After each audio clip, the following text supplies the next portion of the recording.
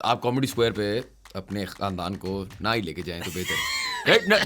Comedy square पे जाए बहुत अच्छा है, लेकिन खानदान के साथ आ जाए। कोई थोड़ा मशहूर लगे कि ना इस बेगैरत ने 1970 में मुझे दूर से वेव किया। भाड़ में गई तेरी साइड ऑफ द स्टोरी। ये औरत बोल रही है, ये ठीक ही कह रही होगी। तो आप ये बेटे काम राशियों वाली चीजों में आप आ गए हैं। ये तो भांड करते हैं। गवर्नमेंट फंड, गवर्नमेंट के पास पानी पीने के पैसे नहीं है यार, आप उनसे काय को एड मांग रहे हो। और दूसरा जिसने इसलिए आपको नहीं बुलाते। दूसरा जिसने हॉल किराए पे दिया, दोनों के भाईजान ये नहीं चलेगा। ये मेरे ख्याल से ड्रामा बहुत जबरदस्त शानदार काम है, चलना नहीं है इसमें। प्रोटोकॉल आ रहे हैं जी, पीछे 2 गार्ड ते पीछे वीगो ते डाला ते मैं ऐसे बैठा है ट्रेन पे 50,000 रुपीज के साथ।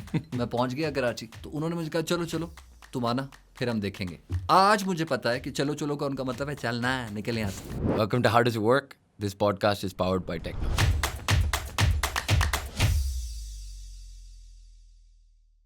Assalamu alaikum everyone and welcome to another episode of How Does It Work, a podcast by Pro Pakistani.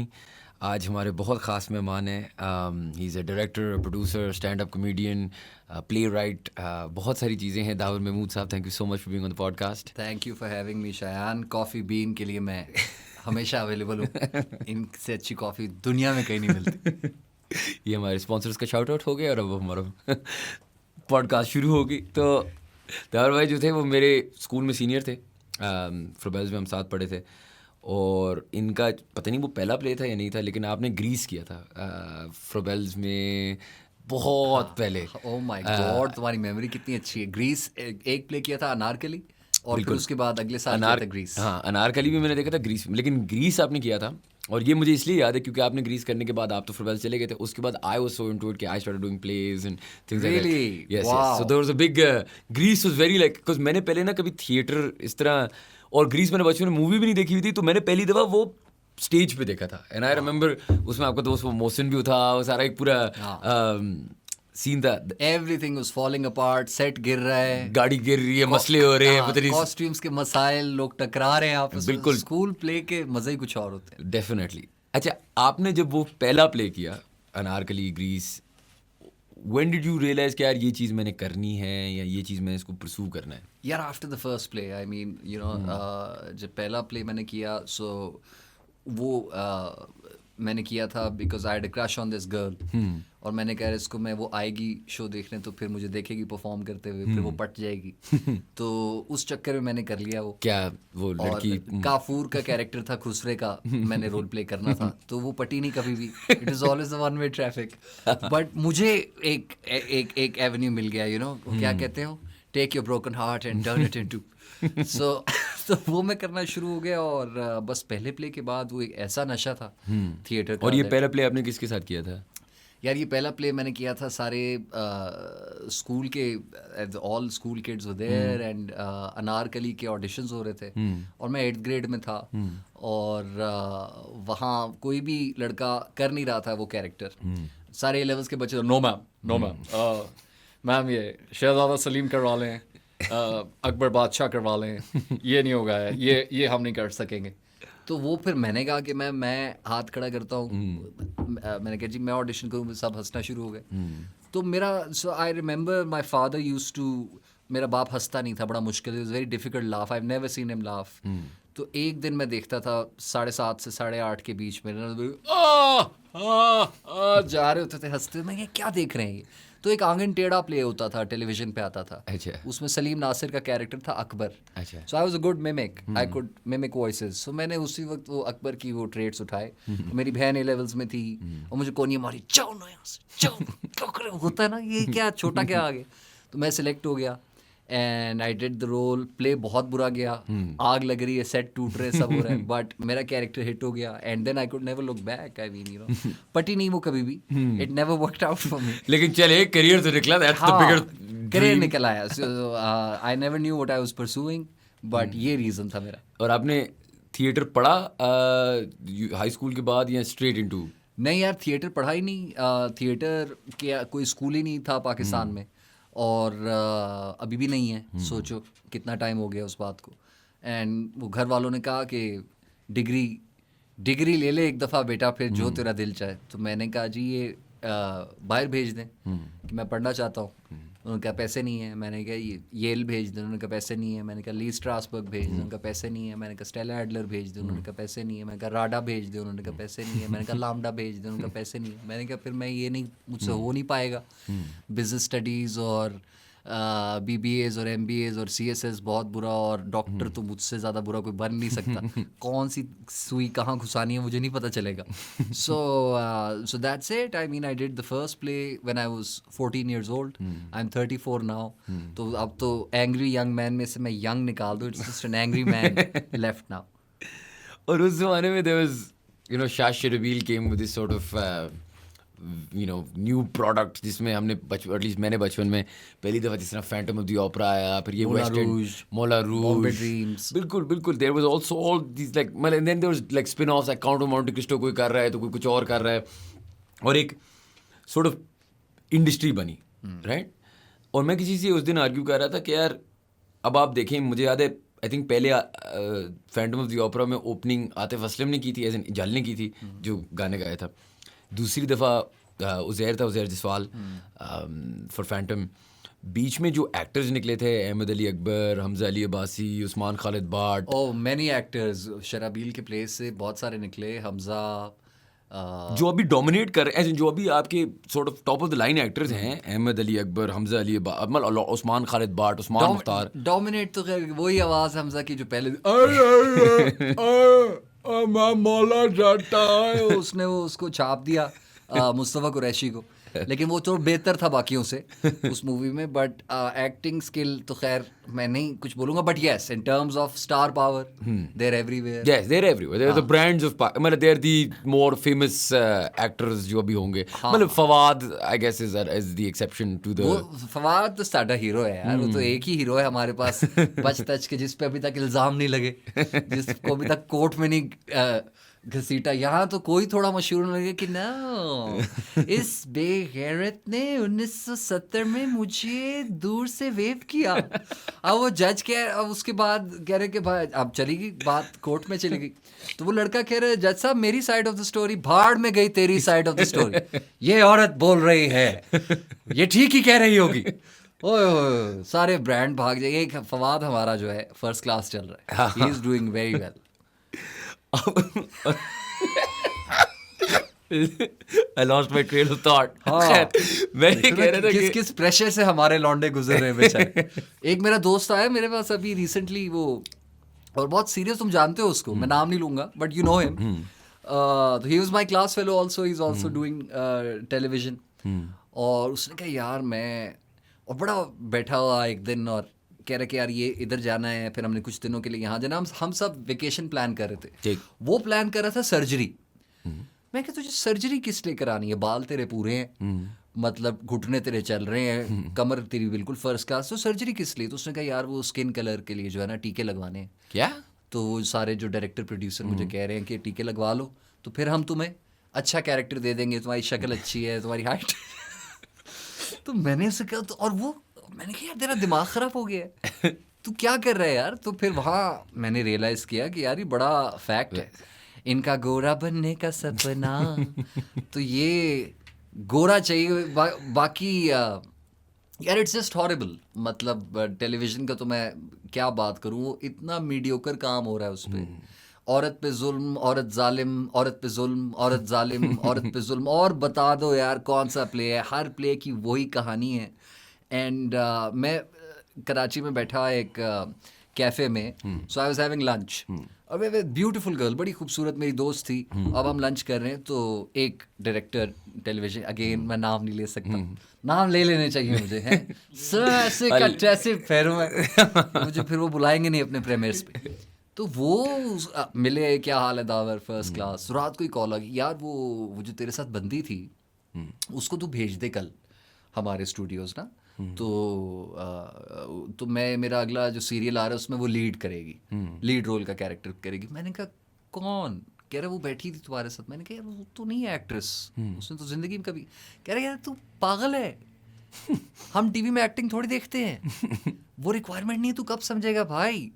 हमें शक्ल अच्छी चाहिए, शक्ल अच्छी हो, वो आए, आंखें हरी हैं तो अच्छा है, नहीं तो लेंसेज लगा देंगे और बस दैट्स इट। वो हमें मिले और हम करेंगे, तो उसको भेज दे, वो लीड रोल करेगी। तो ये आपका क्राइटेरिया है। और आपने कभी सोचा टू एंटर मतलब द फिल्म वर्ल्ड या ये सारा, या is it you want to stay in the theatre? यार I just have so much to do, so little time.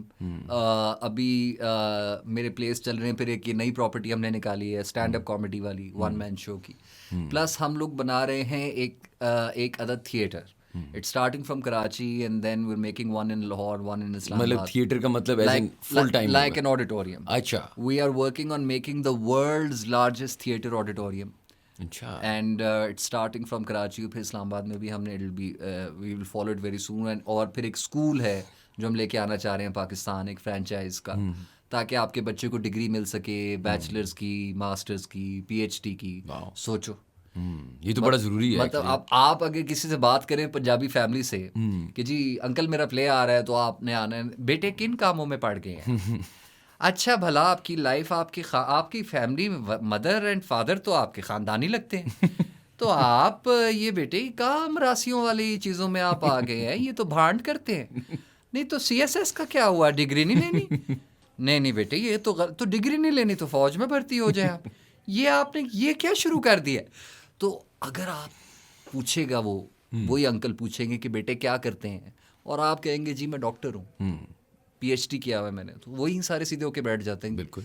वो बेटा हट जाएगा और डॉक्टर साहब आ जाएगा। डॉक्टर साहब किस चीज़ में PhD है आपका? ये मुझे वैसे बड़ी वियर्ड बात लगती है। मेरा एक पार्टनर है आईकॉन 7 में, वो PhD डॉक्टर है ना, तो उसको इधर सब डॉक्टर डैन करते थे। वो कहते थे भाई मैं कौन सर्जन नहीं हूँ, ये सिर्फ पाकिस्तान में कोई PhD को डॉक्टर वाला डॉक्टर बोलना ज़रूरी होता है। मतलब आप किसी को कहते हैं इंजीनियर, वैसे हम इंजीनियर भी कहते हैं वैसे तो।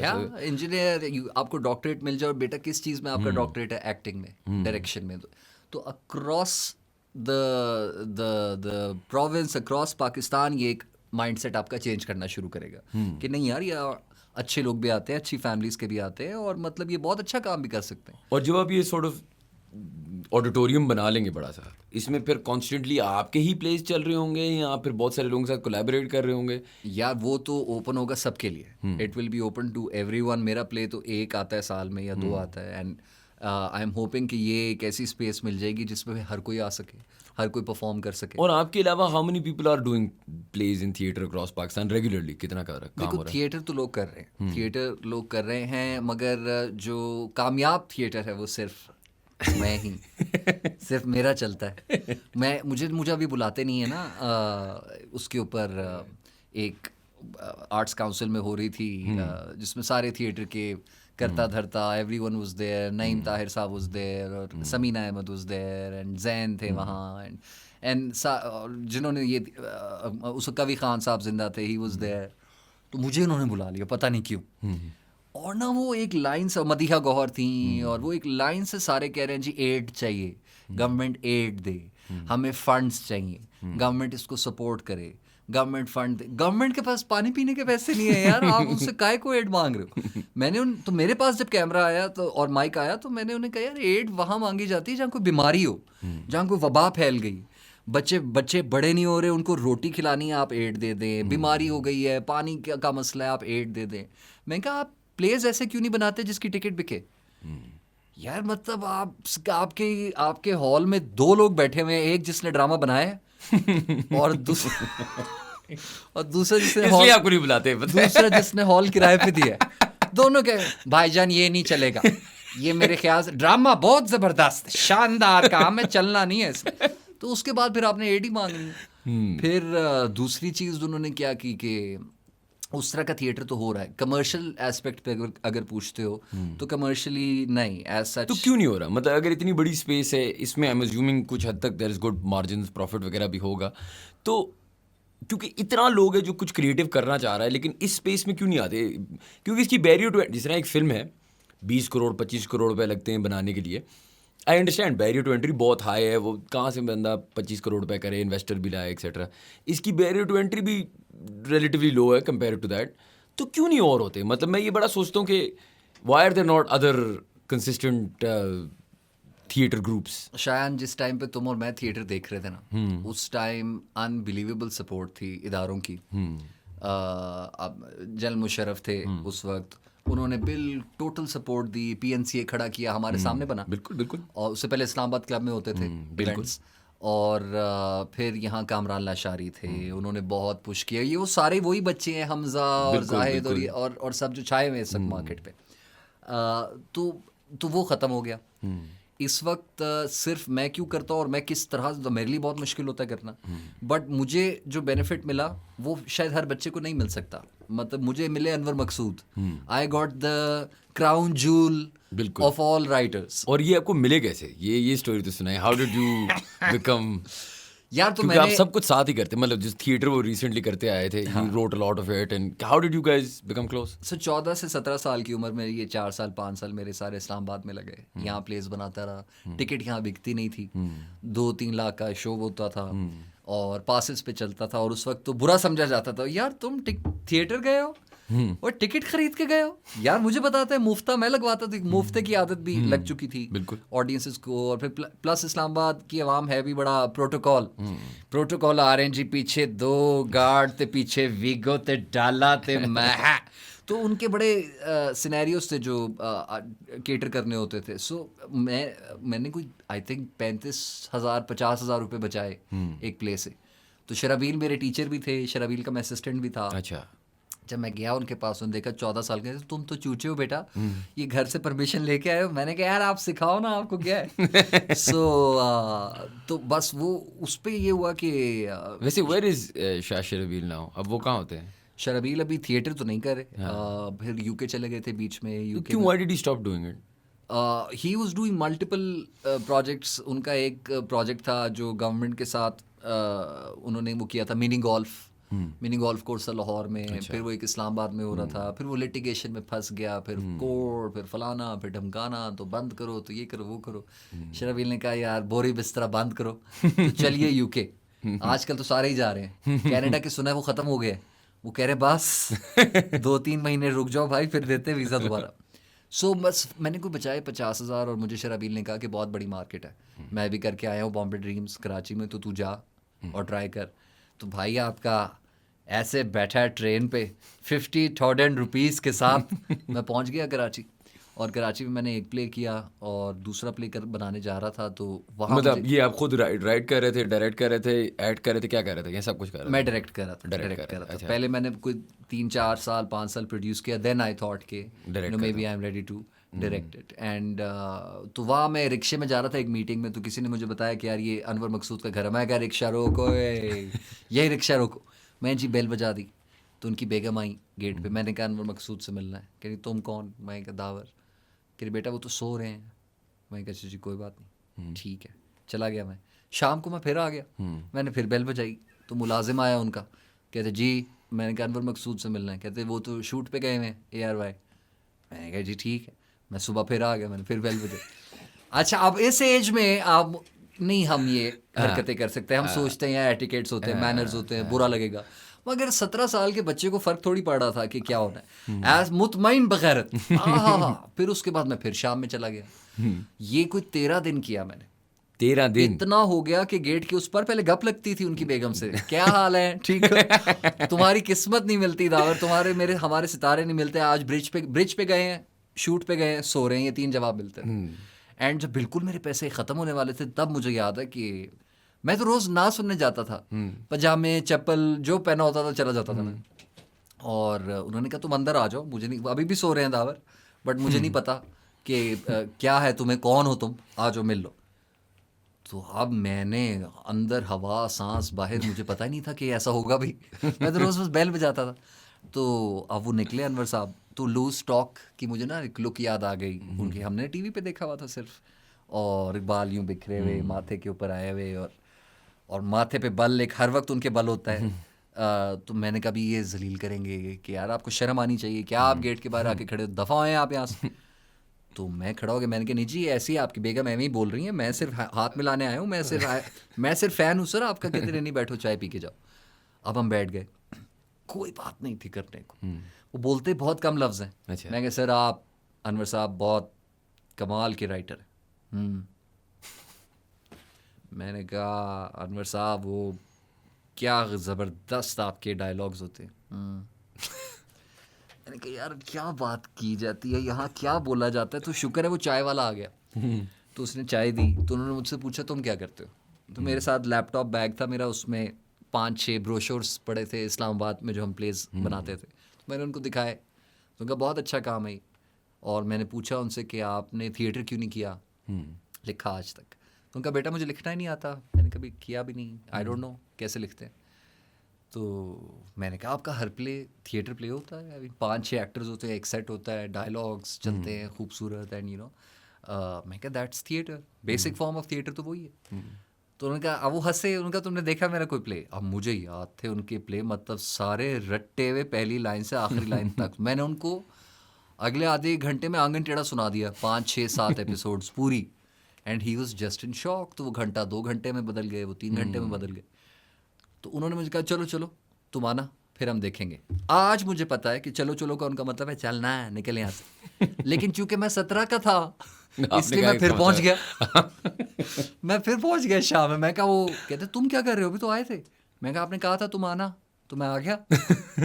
तो वहाँ मुझे याद है उनकी बालकनी पे बैठे थे, एंड उन्होंने एक आइडिया दिया कि यार ये तुम प्ले करो, अलामा इकबाल, कायद आज़म, मौलाना शौकत अली 11 अगस्त को पाकिस्तान आए, आज 14 देखने आए हमने क्या बनाया। आज 14 अगस्त और वापस जा रहे हैं। कराची एयरपोर्ट लैंड किए, 4 दिन कराची में घूमे, किसी ने उनको पहचाना नहीं है। इस्लामाबाद एयरपोर्ट, इस्लामाबाद जा रहे हैं, टिकट्स उनकी चांस पे, यहाँ से प्ले शुरू होता है। एंड उस प्ले का नाम हमने रखा पौने 14 अगस्त।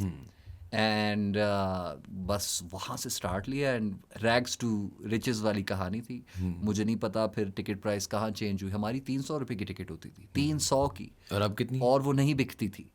अब तो 3000 रुपये की टिकट हो चुकी है। I mean so the prices have changed, everything is changed, हालात भी फिर हुए, महंगाई भी बहुत हो गई। बट तो उसके बाद फिर हमने आंगन टेढ़ा बनाया, 14.25 अगस्त किया, हाफ प्लेट बनाया, अनवर मकसूद का धरना किया, सियाचिन किया, नाच ना जाने। What's your favourite of all of them?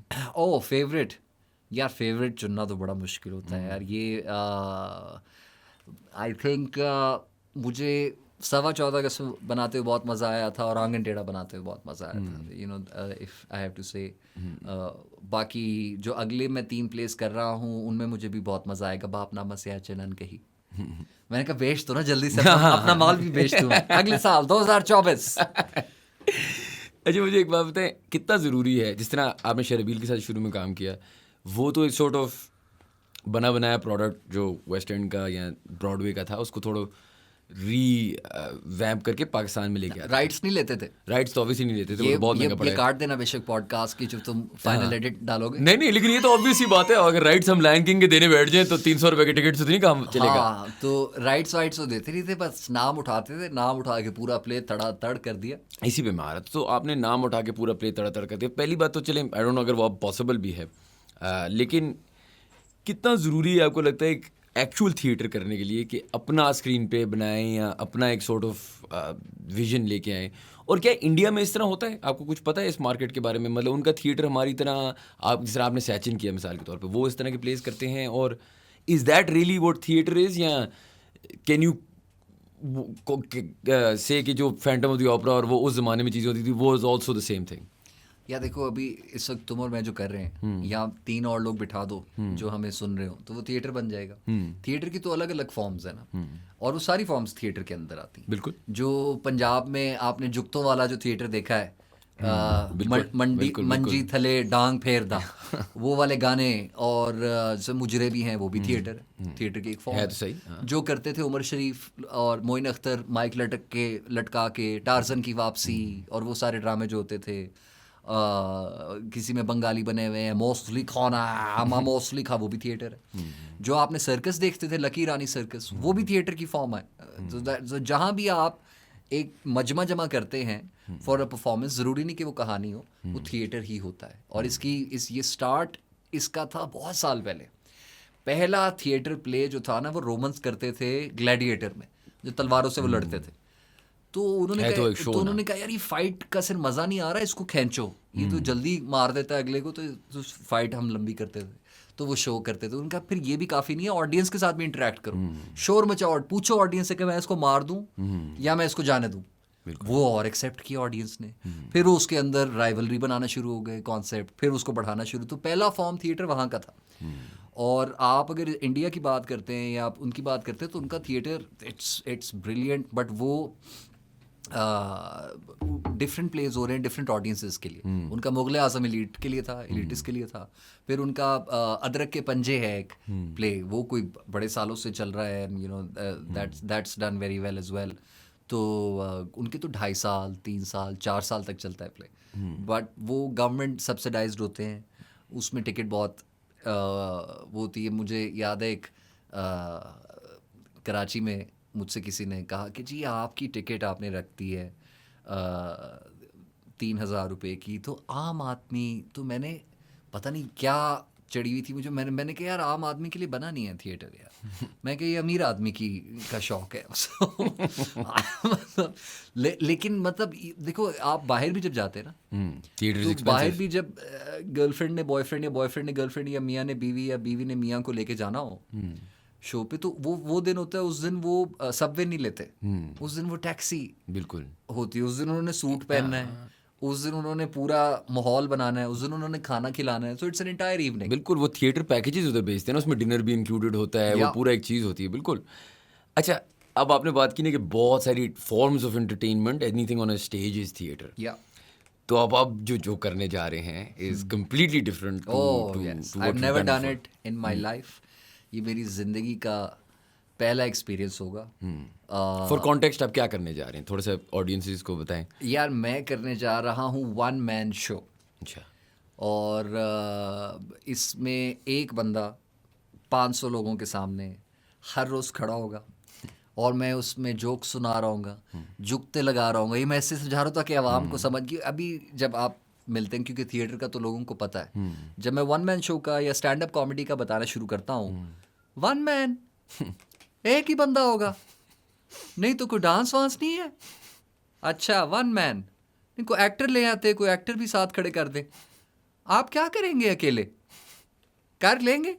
तो मतलब वो तो ये नया कॉन्सेप्ट है पाकिस्तान के लिए रिलेटिवली। स्टैंड अप हुआ हुआ है स्टैंड अप छोटे क्लब्स में, छोटे निश एरियाज में, ऑडियंस के लिए चल रहा है। हाँ, हाँ, but for a larger scale ये अब पहली दफ़ा हो रहा है। ये हमने छोटे छोटे एक्सपेरिमेंट्स किए over the past 3 to 4 years। I started with Anwar Maqsood, उनका एक शो हमने किया फ़कत अनवर के नाम से।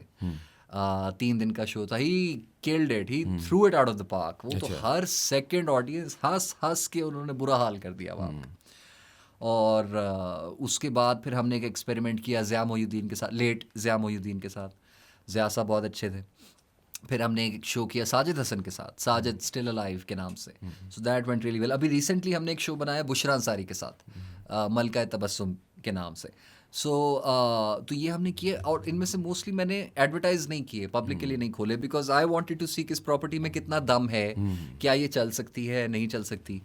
तो शेर यार इस शायान इस प्रॉपर्टी में बहुत दम है बड़ी, इतना दम है जिसका हद हिसाब नहीं। ये आई mean you know if it clicks it's unbelievable. देखो ना कितने लोगों के पास चांस है कि वो अपना शोकेस कर सकें, जो उनकी थॉट है उसको ऑडियंस के सामने ला सकें।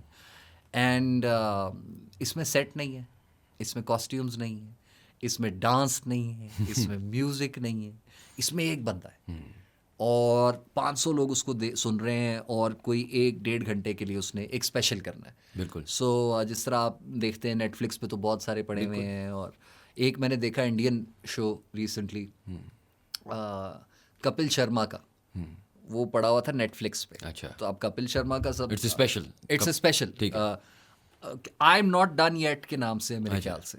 और उसका शो मैंने, उसका वैसे शो तो मैंने देखा है कपिल शर्मा शो तो कॉमेडी देखा वो, है, हाँ। बट ये जो था ना नेटफ्लिक्स पे, इतना बुरा था, इतना बुरा था। माय यार उस बेचारे पे मुझे इतना तरस आ रहा था। क्यों यार वो कोशिश किए जा रहा था और लोग हंस ही नहीं रहे थे। उसका ह्यूमर अजीब, उसने अमेरिकन कॉन्सेप्ट्स भी डाल दिए बीच में, वोक भी करने की कोशिश कर दी अपने सेट को। साथ उसने वो उन र्यूमर्स की बारे में बात की जो तुम्हें और मुझे नहीं पता होंगे उसके बारे में। अगर आप रोज़ डेली नहीं जानते उस सिचुएशन को, तो आप रिलेट नहीं कर पाएंगे उसके साथ। फिर उसके बाद उसने एंड में गाना गा दिया अंग्रेज़ी, मैं वो और गाना भी उसने उस तरह का गाया। वो कौन सा था हमारा, I am like an angel, मुझे पता है। ला ला ला ला यार, इतना बुरा बेचारा, मुझे इतना तरस आ रहा है। अंग्रेजी उसकी फिसल रही, इतनी गंदी फिसल रही अंग्रेजी, लेकिन वो कर रहा है। और उससे किया, और बस आवाम बस उसकी शक्ल देख रही थी। और वो उन्होंने शायद वो पीछे बैकग्राउंड में ना वो प्ले नहीं करते कि लाफ्टर डाल दो इसके अंदर, it was not funny at all. और वहाँ मतलब उसको देख के मैंने कहा यार ये एक अलग ही मॉन्स्टर है। मतलब बिल्कुल, जो आपने इससे पहले किया है डजंट नेसेसरली मीन, क्योंकि ये बहुत मुश्किल चीज़ है करना।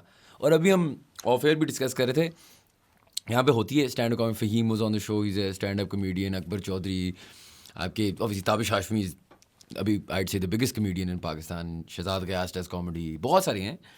वो एक बहुत नीश ऑडियंस, 70-80 बंदे का यंग ऑडियंस, जो थोड़ा सा ओपन माइंडेड ज़्यादा है। उसमें तो सब कुछ कह देते हैं, वो तो कुछ भी कह देते हैं ना, वो तो हर गाली हर चीज़ वो चलता है, ठीक है।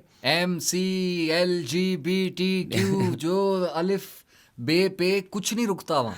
लेकिन आपकी ऑडियंसेस आपको जानती हैं अनवर मकसूद के साथ, आपके सैचन से के थ्रू, या आपकी जो बहुत फैमिली ऑडियंसेस हैं ना, जिस तरह आपसे मैं अभी ये बात कर रहा था कि क्या आपका स्टैंड अप पे मैं अपनी वालदा को लेके जा सकता हूँ, या ये वो वाला स्टैंड अप है जिस तरह आप कॉमेडी स्क्वायर पे अपने ख़ानदान को ना ही लेके जाएं तो बेहतर है, राइट? कॉमेडी स्क्वायर पे जाए बहुत अच्छा है, लेकिन ख़ानदान के साथ आ जाए।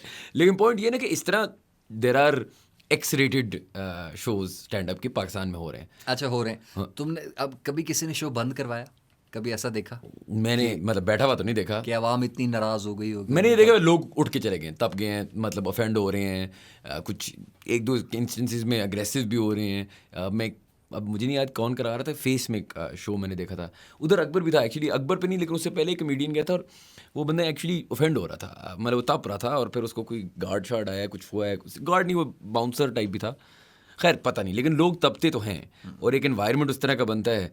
लेकिन आप जो करना चाह रहे हैं, अभी आपने जिस तरह कपिल शर्मा की बात की, दो चीज़ें मेरा सवाल है। पहला तो ये है कि ये बहुत मुश्किल है, हाँ, ये तो बिकॉज आप फैमिलीज़ को भी केटर कर रहे हैं। हाँ। और फैमिलीज अंकल सब तपते हैं, अंकल्स, आंटीज, दादाज, दादीज, नानाज, नानीज। अब ना ऑफेंड करना और उनको हंसाना भी एक बड़ा एक चैलेंज है। और दूसरी बात ये है कि what will you do, late से आपने शुरू किया शो, अल्लाह ना करे इंशाल्लाह बेहतरीन जाएगा, लेकिन अगर आप वो कपिल शर्मा वाली सिचुएशन में फंस गए, जो हम अभी बात भी कर रहे थे ऑफेयर, कि 2-3 मिनट गुजर गए हैं और खामोशी, मज़ा नहीं आ रहा लोगों और को, बॉम्ब किए जा रहे हैं, तो यार ये तो बहुत बड़ी पॉसिबिलिटी होती है। देखो और आपका 60 मिनट है पूरे करने के हैं। 60 मिनट अब मैं कर रहा हूँ, नो ऑफेंस के नाम से है शो, और मैं कर रहा हूँ इसको 14 से लेके 24 दिसंबर तक। So I am doing 21 shows in 11 days. Shit, हाँ। सो तो अब मुझे नहीं पता रोज़ ऑडियंस कैसी होती है। जवान आए हुए हैं किसी शो में, तो किसी शो में एल्डरली आए हुए हैं, बट आप केटर करेंगे कि यार आपने देखा अच्छा ऑडियंस में आज बुजुर्ग लोग ज़्यादा हैं तो वो 2 जोक छोड़ दो, या इस तरह कुछ करते हैं? नहीं, मेरा ऐसा कोई जोक ही नहीं है अच्छा, जिसके ठीक है। ऊपर आप अपनी वालदा के साथ बैठे हो या अपने बेगम के साथ या बच्चों के साथ और आपको शर्म आ जाए कि यार ये कहाँ आ गए, ये दावर क्या कर रहा है, ये क्या बोल रहा है यार, अम्मी को क्यों ले आया। नहीं, ऐसा कुछ भी नहीं है, क्योंकि देखो मेरी ट्रेनिंग की ही उस मास्टर ने है, अनवर मकसूद, और उन्होंने एक चीज़ मुझे सिखाई है कि कभी भी हंसाने के लिए आपको वल्गर होना ज़रूरी नहीं है। मतलब वो एक वल्गर होना, गंदी बात करना एक बैसाखी है। आप शुरू कर दें गंदी बातें करना तो बस लोग कहेंगे हाँ ठीक है ही, तो मगर उस पर एक इतना बड़ा स्केल है ऑडियंस का जो आप लूज़ कर देते हैं। मतलब कोई वजह है ना कि आप पंजाब के थिएटर की जब बात करो तो फैमिलीज का मुंह बन जाता है। अब उन्हें नहीं पता अनवर मकसूद का प्ले कैसा है, डिफरेंट है, चेंज हो गया थिएटर, उन्हें कोई आइडिया नहीं है। उनके जहन में वही है, झुकते हैं, मुजरा। तो वो उन्होंने इनिशियली तो पैसे कमाए जब वो थिएटर कर रहे थे पंजाब में, बट इवेंचुअली वो उसका स्केल इतना नीचे आना शुरू हो गया कि उसमें फिर कहानी तो ख़त्म ही हो गई। झुकते लगती थी और डांस होता था, और बाकी फ्रंट रो में सारे बैठे होते थे, चौधरी साहब थे, मलक साहब थे, फजल साहब। तो ये आपने अभी डिसाइड करना है, क्योंकि नई प्रॉपर्टी है पाकिस्तान में, आपने डिसाइड करना है कि इसकी मार्केट कितनी बड़ी है, और इसकी मार्केट बहुत बड़ी है। आई मीन आप देखो ना, मेरे शो का टॉपिक है मर्द और औरत, तो मियाँ बीवी तो पूरी दुनिया में है, और गर्लफ्रेंड बॉयफ्रेंड्स भी पूरी दुनिया में। तो उससे आप रिलेट कर सकेंगे।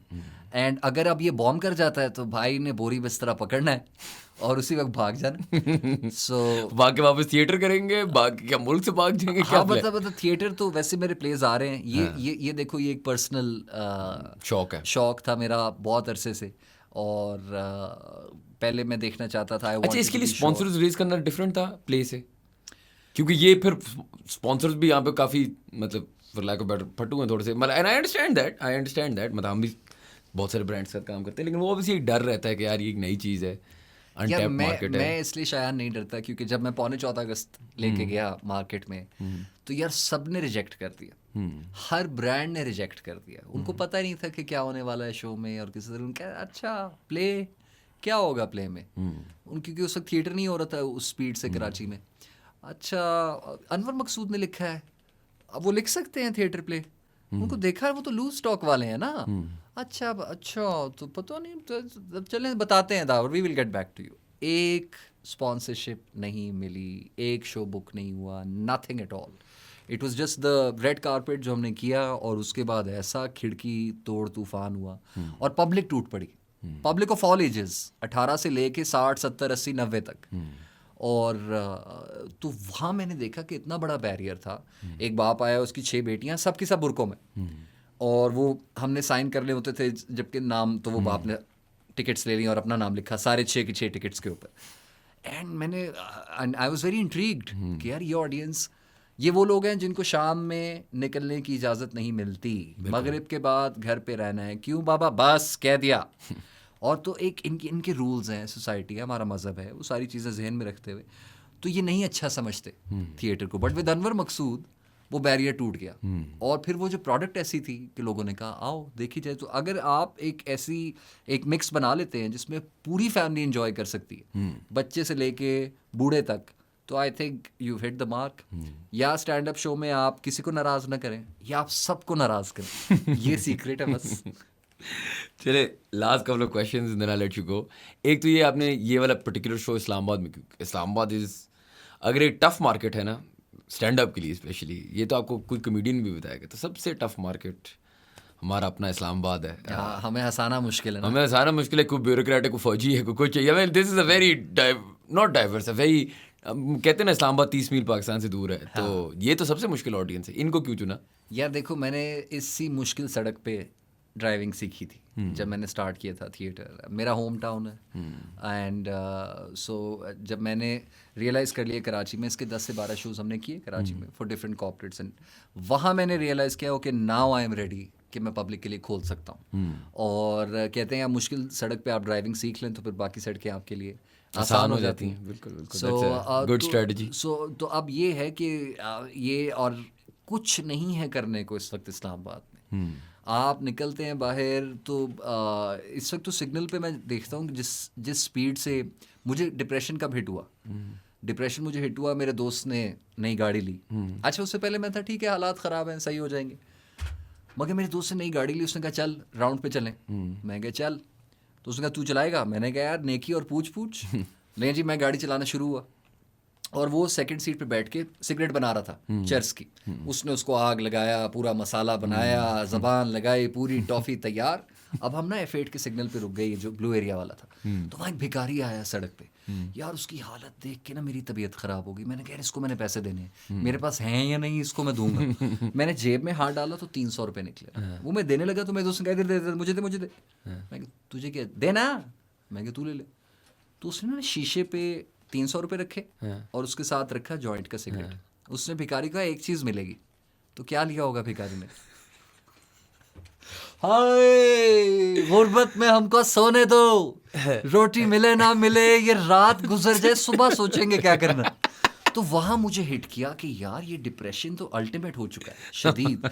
तो कोई ऐसा एरिया, कोई ऐसी जगह जहाँ आप थोड़ी देर के लिए भूल जाएं कि क्या हो रहा है, सिनेरियो, कौन परेशान है, कौन नहीं है, कौन फंसा हुआ है, क्या बनेगा, इलेक्शन होगा नहीं होगा, 8 फरवरी है या लॉलीपॉप दे दी है।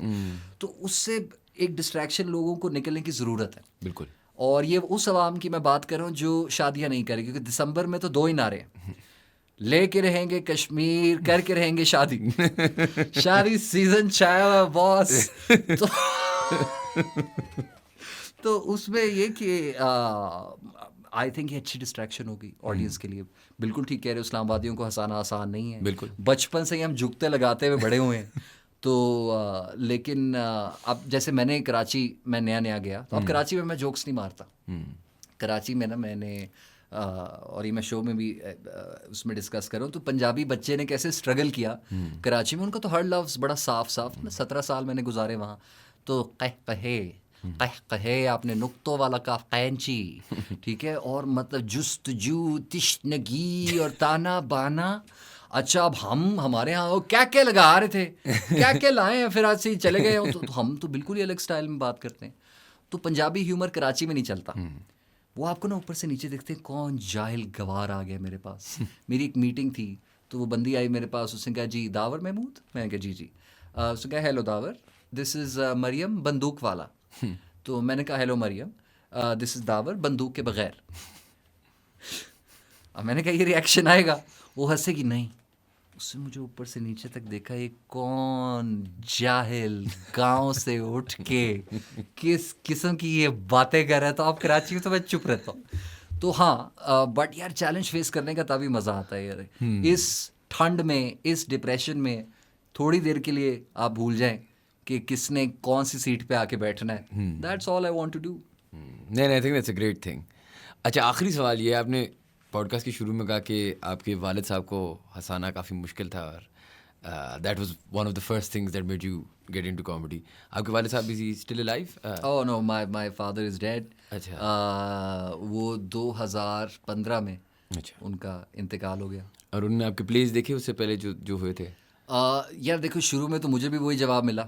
मतलब जब मेरा पहला प्ले पकड़ा गया, मैंने छुप के किया था। किसी ने आर्टिकल लिख दिया, भाई दिस 14-year-old फलाना ढिमकाना इस्लामाबाद क्लब दावर महमूद। ओहो, जो फिर फैंटी पड़ी। हालांकि मेरी अम्मा स्कूल प्रिंसिपल, बड़ी सोफिस्टिकेटेड। अच्छा। कभी उन्होंने हमें नहीं मारा, लेकिन जब अगर एग्ज़ाम में फेल हो जाते थे या अगर कुछ, तो वो प्लैनेट ऑफ द एप्स देखा है तुमने, जिसमें बांदर को मारते हुए देखा है, इंसान को घुड़ घुड़ दोनों हाथों से, तो उस तरह फैंटी लगाती थी। तो सही जो मुंह मेरा सूजा हुआ, तब मेरे बाप ने मुझे, पंजाबी समझते हो ना, तो पंजाबी में उन्होंने मुझसे मेरी एक गल याद रखी है, जो तू काम कर रहा है ना, बड़े लोग ही आवांगे, तैनू शायद प्रेजिडेंट ने भी तमगा दे देना है, पर ना तैनू अपनी कोई धी देगा, ना तेरी धी कोई लेगा, ऐ पाकिस्तान है। तो वहाँ मैंने कहा यार पता नहीं इन्होंने क्या बात की है, बट इवेंचुअली मुझे समझ आया कि इतना बड़ा गैप है जो हमें उसको क्लोज करने की ज़रूरत है। So the school will help with it. जितना ज़्यादा ये काम होता जाए, that will help with it. Dad ने देखा मेरा पहला प्ले 14 अगस्त, अच्छा, जब वो इस्लामाबाद आया, और सो खिड़की तोड़ रश था, एवरीवन वाज गोइंग, और वहाँ उनका फिर इमेज चेंज हुआ। उनसे पहले उनको भी यही लग रहा था कि अच्छा जी डांस होना है तो फिर झुकते होनी है, और बस यही जिस तरह लाहौर और पंजाब का थिएटर आपका हो रहा है। बट वो देखा तो वहाँ उनका माइंड सेट चेंज हुआ, एंड ही पास्ड अवे 2015 में। उनका इंतकाल हुआ, और वो भी कमाल एक सिचुएशन थी कि बाबा को दफना के मैं आया, और जैसे मैं एक कमरे में घुसा तो वहाँ मैंने देखा कि 80-100 बच्चे तलावत कर रहे हैं कुरान पाक की, और मतलब वो सारी ना आवाज़ें एक साथ 100 बच्चों की जब वो पढ़ रहे होते हैं सिपारा, तो मैंने कहा नहीं इधर मैंने नहीं जाना, दूसरे कमरे में जाओ। दूसरे कमरे में गया, वहाँ सारी माइयाँ नहीं आ जाती गली की, वो सारी अम्मा के साथ अफसोस के चला गया शोर। मैंने कहा इधर भी नहीं जाना। अब मैं ड्राइंग रूम में बैठ गया अपने खामोशी से। मैंने कहा क्या करते हैं यार। अच्छा, मेरी ज़िंदगी की पहली डेथ थी ना, मैंने कभी डेथ एक्सपीरियंस नहीं की कि कोई करीबी फौत हो जाए तो क्या होता है। अब ड्राइंग रूम में कुछ फैमिलीज बैठी हुई, और आपको पता है सारे आप ही की तरफ देख रहे हैं ना, आपको पता है सब देख रहे हैं, रो नहीं रहा ये बेचारा कब रोएगा। अब मैं कह रहा हूँ करना क्या है यहाँ। तो and I was 23-24 years old, और मेरा एक दोस्त सीनियर हमसे फ्रोबेल्स में, उसका नाम भी नहीं लूँगा। अच्छा, तो वो आ गया, वो गली में ही रहता था, तो वो अफसोस करने आ गया, और वो बिग शॉट, बिलियनियर, ट्रिलियनियर, अरबपति, खरबपति, और उसने ना मेरे घुटने पे हाथ रखा। उसने कहा दावर, कुछ भी मैं कर सकूं तुमने मुझे बताना। मैं कि नहीं यार आप आए हो, थैंक यू सो मच, बस दुआ करें। खामोशी। 10 मिनट हो गए, फिर उसने मेरे कंधे पकड़े दोनों। दावर, कुछ भी मैं कर सकूं ना तुम्हारे लिए, एनीथिंग, मुझे तुमने बताना। मैं कह रहा आप शर्मिंदा कर रहे हो यार मुझे, बस आप आए, बहुत थैंक यू, बहुत बहुत शुक्रिया, कोई ज़रूरत नहीं, बट आपने पूछा, अच्छा लगा मुझे। फिर खामोशी। 10 मिनट जब और गुजरे तो मुझे कहता है कि फिर इजाज़त। मैं कहा जी जी प्लीज़। मैं भी उठा, वो भी उठे। अब उसने ये गर्दन से ना मेरा दावर, कुछ भी मैं कर सकूँ ना तुम्हारे लिए, तुमने मुझे बता। तो उसने पहनी हुई थी कोई 4-5 करोड़ की घड़ी ना, रोलेक्स। मैं क्या घड़ी उतारें, ये दें अभी इसी वक्त चाहिए। मेरा बाप मर गया, मुझे नहीं पता आगे क्या होगा, मुझे नहीं पता जिंदगी कहाँ लेके जाएगी। ये 5 करोड़ की घड़ी उतारें, मुझे हीरे नजर आ रहे हैं उसके अंदर से, अभी दें मुझे। और मैं हंस नहीं रहा, ये करते हो ना, मैं सीरियस बात कर रहा हूँ। मैं कभी दें, इस वक्त मुझे ज़रूरत है। एनीथिंग आप पूछ रहे थे, अभी चाहिए, अभी उतार के दे के जाएं। अब वो आसपास जो फैमिलीज बैठी हुई ना, वो उनको समझ नहीं आ रही हम हंसें, हम क्या करें। उन्होंने अपने होंठ पकड़ लिए। अब ना इसने अपनी घड़ी उतारना शुरू की। यार इसने अपनी घड़ी उतारी, जो घड़ी यहाँ तक पहुंची ना, तो मैंने देखा इसका जो होंठ था ना, वो फड़कना शुरू हुआ, जिस तरह फॉलिश का अटैक नहीं आने वाला होता। तो वो जब यहाँ तक घड़ी आएगा तो ना, ये जो तो मेरी हंसी निकल गई। मैंने कहा यार आप पहनो, मैं मजाक कर रहा था, मगर ये ना कहा करेंगे कुछ भी। सो या ग्रेट गाय, डिफिकल्ट पर्सन, हंसते नहीं थे बड़ी मुश्किल से। And yeah every day is a difficult day without him.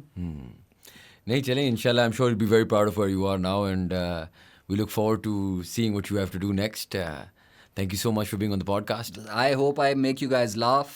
14 दिसंबर से 24 दिसंबर तक done sir, Gandhara citizens club में। Done sir. 2 दफ़ा आऊँगा, एक दफ़ा वालदा के बगैर चेक करने। नहीं, वालदा, फैमिली, अब्बू, सारे, they will all have a good time. कोई ऐसी जगह नहीं है जहाँ आप शर्मिंदा होंगे। और टॉपिक है मेरा मर्द और औरत, यूनिवर्सल ये टॉपिक है।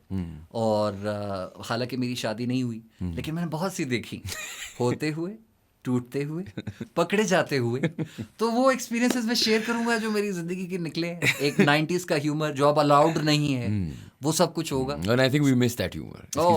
It's high time. It's high time. Jenny sir, looking forward to it. Thank you so much for being on the podcast. Thank you for having me, Shayan. Thank you guys for watching. If you enjoy our content, please do subscribe to our channel and we'll see you for the next podcast.